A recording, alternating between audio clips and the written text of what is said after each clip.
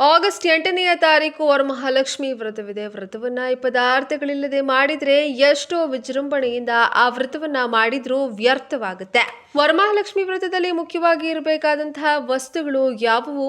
ವರಮಹಾಲಕ್ಷ್ಮಿ ವ್ರತದ ಕೆಲವು ಸಂದೇಹಗಳಿಗೆ ಉತ್ತರವನ್ನ ಈ ವಿಡಿಯೋದಲ್ಲಿ ಸಂಪೂರ್ಣವಾಗಿ ತಿಳಿಸಿಕೊಡ್ತೇವೆ. ಬನ್ನಿ. ವರಮಹಾಲಕ್ಷ್ಮಿ ವ್ರತ ಮಾಡುವಾಗ ಲಕ್ಷ್ಮೀ ದೇವಿಗೆ ಪ್ರಿಯವಾಗುವಂತಹ ವಸ್ತುಗಳನ್ನ ಇಟ್ಟು ಪೂಜಿಸಿದರೆ ಸ್ವತಃ ವರಮಹಾಲಕ್ಷ್ಮಿ ದೇವಿಯು ಮನೆಗೆ ಬರ್ತಾಳೆ. ವರಗಳನ್ನು ನೀಡಿ ವರ್ಷ ಪೂರ್ತಿ ಮನೆಗೆ ಸಕಲ ಸಂಪತ್ತು ನೀಡಿ ಅನುಗ್ರಹಿಸುವ ವರಮಹಾಲಕ್ಷ್ಮಿ ದೇವಿಯ ಅನುಗ್ರಹಕ್ಕಾಗಿ ಪೂಜೆಯಲ್ಲಿ ತಪ್ಪದೆ ಒಂದಾದ್ರೂ ಎಳನೀರನ್ನ ಇಡಲೇಬೇಕು. ಇದರಿಂದ ವರಮಹಾಲಕ್ಷ್ಮಿ ದೇವಿಯು ಸಂತಸಗೊಂಡು ಕೋರಿದ ಎಲ್ಲ ವರಗಳನ್ನ ನೀಡಿ ಅನುಗ್ರಹಿಸುತ್ತಾಳೆ. ಎಳನೀರನ್ನ ಇಟ್ಟು ಪೂಜಿಸೋದ್ರ ಜೊತೆಗೆ ಹಸುವಿನ ಹಾಲು ಮತ್ತು ಹಸುವಿನ ತುಪ್ಪವನ್ನ ಮರೆಯದೆ ದೇವಿಯ ಮುಂದೆ ಇಟ್ಟು ಪೂಜಿಸಬೇಕು. ನಮ್ಮ ಪುರಾಣಗಳಲ್ಲಿ ವಿಶೇಷವಾಗಿ ವರಮಹಾಲಕ್ಷ್ಮಿ ದೇವಿಯು ಬಿಲ್ಪತ್ರೆ ಮರದಲ್ಲಿ ನೆಲೆಸಿರ್ತಾಳೆ ಎಂದು ವಿವರಿಸಲಾಗಿದೆ. ಆದ್ರಿಂದ ವರಮಹಾಲಕ್ಷ್ಮಿ ವ್ರತದಲ್ಲಿ ಎಷ್ಟೋ ಪುಷ್ಪಗಳಿಂದ ದೇವಿಗೆ ಅಲಂಕಾರ ಮಾಡಿ ಪೂಜಿಸಿದ್ರು ಬಿಲ್ವಪತ್ರೆ ಇಲ್ಲದೆ ವ್ರತ ಪೂರ್ಣಗೊಳಿಸಬಾರದು. ನೀವು ಎಷ್ಟು ಬಿಲ್ವಪತ್ರೆಗಳನ್ನು ಅರ್ಪಿಸಿ ಲಕ್ಷ್ಮೀ ದೇವಿಯನ್ನ ಪೂಜಿಸ್ತೀರೋ ಅಷ್ಟೇ ಸಂತಸದಿಂದ ವರಮಹಾಲಕ್ಷ್ಮಿ ದೇವಿಯು ಕುಟುಂಬಕ್ಕೆ ಸಕಲ ಐಶ್ವರ್ಯಗಳನ್ನು ಕೊಟ್ಟು ಜೀವನ ಪೂರ್ತಿ ಬಡತನ ಬಾರದಂತೆ ರಕ್ಷಿಸ್ತಾಳೆ. ಲಕ್ಷ್ಮಿ ಅಷ್ಟೋತ್ತರ ಹೇಳ್ಕೊಂಡು ಬಿಲ್ವಪತ್ರೆಗಳಿಂದ ಮಹಾಲಕ್ಷ್ಮಿ ದೇವಿಗೆ ತಪ್ಪದೆ ಪೂಜಿಸಬೇಕು. ಇನ್ನು ಶ್ರೀ ಸೂತ್ಕದಲ್ಲಿ ತಿಳಿಸಿರುವ ಹಾಗೆ ಮಹಾಲಕ್ಷ್ಮಿ ದೇವಿಯು ಬರುವಾಗ ಮುಂದೆ ಅಶ್ವಗಳು ಅಂದ್ರೆ ಕುದುರೆಗಳು ಮಧ್ಯಭಾಗದಲ್ಲಿ ರಥದಲ್ಲಿ ಮಹಾಲಕ್ಷ್ಮಿ ದೇವಿಯು ದೇವಿಯ ರಥದ ಅಕ್ಕಪಕ್ಕದಲ್ಲಿ ಹಿಂಭಾಗದಲ್ಲಿ ಆನೆಗಳು ಬರುತ್ತಿರ್ತಾವೆ. ಆದ್ರಿಂದ ಈ ಬಾರಿ ವರಮಹಾಲಕ್ಷ್ಮಿ ವ್ರತದಲ್ಲಿ ಅಮ್ಮನವರು ಅಶ್ವಗಳ ಜೊತೆಗೆ ಗಜಗಳ ಜೊತೆಗೆ ನಮ್ಮ ಮನೆಗೆ ಬರುತ್ತಿದ್ದಾರೆಂದು ಭಾವಿಸಿ ಅಮ್ಮನವರನ್ನ ಪೂಜಿಸುತ್ತಾ ನಿಮ್ಮ ಮನೆಗೆ ಸ್ವಾಗತಿಸಬೇಕು. ಮರದಲ್ಲಿ ಮಾಡಿರುವಂತಹ ಅಶ್ವ ಅಥವಾ ಗಜ ಗೊಂಬೆಗಳನ್ನು ಇಟ್ಟು ವರಮಹಾಲಕ್ಷ್ಮಿ ದೇವಿ ಪೂಜಿಸಿ ಅದು ಸಾಧ್ಯವಾಗೋದಿಲ್ಲ ಅಂದರೆ ಅಮ್ಮನವರ ಬಲ ಹಾಗೂ ಎಡ ಎರಡು ಕಡೆ ಅಶ್ವ ಹಾಗೂ ಗಜಗಳ ಸಂಕೇತವಾಗಿ 2 ಅರಿಶಿನ ಕೊಂಬನ್ನು ಇಟ್ಟು ಪೂಜಿಸಬಹುದು. ಇದರಿಂದ ಮಹಾಲಕ್ಷ್ಮಿ ದೇವಿಯು ವಿಶೇಷವಾಗಿ ಅನುಗ್ರಹಿಸ್ತಾಳೆ. ತಾನು ಕೂಡ ಆನಂದವನ್ನು ಹೊಂದಿ ತನ್ನ ಭಕ್ತರಿಗೂ ಸಂತೋಷವನ್ನು ನೀಡ್ತಾಳೆ.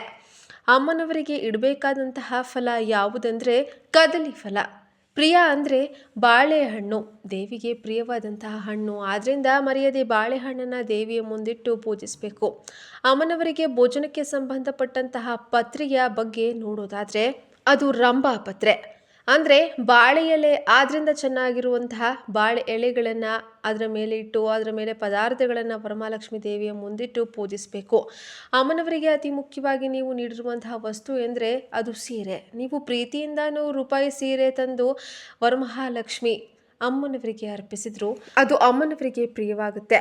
ಸೀರೆ ತರುವ ವಿಷಯದಲ್ಲಿ ಯಾವುದೇ ಕಾರಣಕ್ಕೂ ಕಿರಿಕಿರಿ ಮಾಡಿಕೊಂಡು ಮನೆಗೆ ಸೀರೆಯನ್ನು ತರಬಾರ್ದು.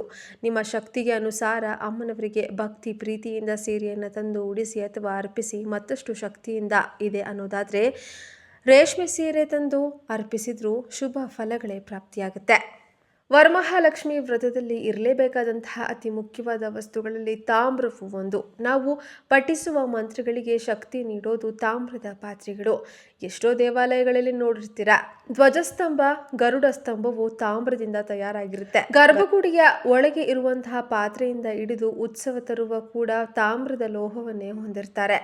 ನಾವು ಪಡಿಸುವಂತಹ ಪಾತ್ರೆಗಳಿಗೆ ಕೋರಿಕೆಗಳಿದೆ. ಶಕ್ತಿ ನೀಡೋದೇ ತಾಮ್ರ. ನಾವು ಪಠಿಸುವಂತಹ ಮಂತ್ರಗಳಿಗೆ ಕೋರಿಕೆಗಳಿಗೆ ಶಕ್ತಿ ನೀಡೋದೇ ತಾಮ್ರ. ಆದ್ದರಿಂದ ತಾಮ್ರದ ಚೊಂಬು ತಪ್ಪದೆ ಲಕ್ಷ್ಮೀ ದೇವಿಯ ಪೂಜೆಯಲ್ಲಿ ಇರಬೇಕಾಗುತ್ತೆ.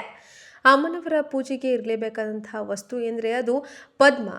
ಅಂದರೆ ಪದ್ಮ ಪುಷ್ಪ, ಕಮಲ ಪುಷ್ಪ. ಪದ್ಮದಲ್ಲಿ ಮಹಾಲಕ್ಷ್ಮಿ ದೇವಿಯು ಕುಳಿತು ತನ್ನ ಭಕ್ತರಿಗೆ ದರ್ಶನವನ್ನು ನೀಡ್ತಾಳೆ. ಆದ್ದರಿಂದ ಸಾಧ್ಯವಾದಷ್ಟು ಕಮಲದ ಪುಷ್ಪಗಳನ್ನು ವರಮಹಾಲಕ್ಷ್ಮಿ ದೇವಿ ಅಲಂಕಾರಕ್ಕೆ ಬಳಸಬೇಕು. ಲಕ್ಷ್ಮೀ ದೇವಿಗೂ ಕೂಡ ಕಮಲದ ಪುಷ್ಪಗಳನ್ನು ಅರ್ಪಿಸಿ ನಮಸ್ಕಾರ ಮಾಡಿಕೊಳ್ಬೇಕು.